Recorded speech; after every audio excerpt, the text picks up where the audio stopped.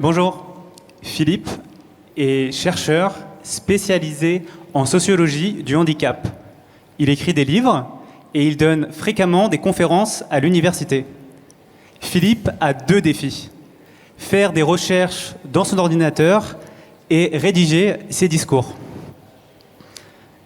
Aujourd'hui, je vais vous présenter comment Philippe utilise seulement le mouvement de ses yeux pour faire ceci, à l'aide d'un capteur oculaire. Pour le premier défi, chercher des informations dans son ordinateur, le logiciel que Philippe utilise actuellement fait défiler l'ensemble de ces documents sans structure, par ordre alphabétique, et c'est difficile pour Philippe de faire ses recherches.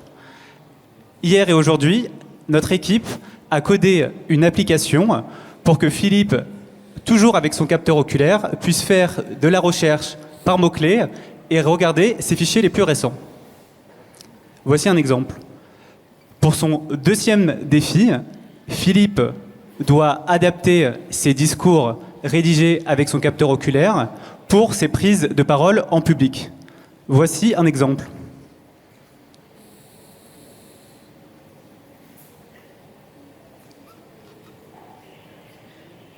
Bonjour, voici le rendu et la vitesse de mon outil sans amélioration. C'est un peu monotone, n'est-ce pas?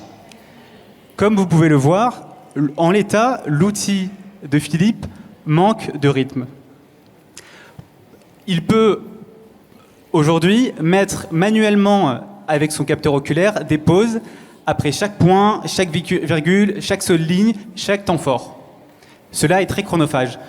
Pour pallier ce problème, notre équipe a codé dans l'application une manière de générer automatiquement ces pauses pour rendre le discours plus fluide.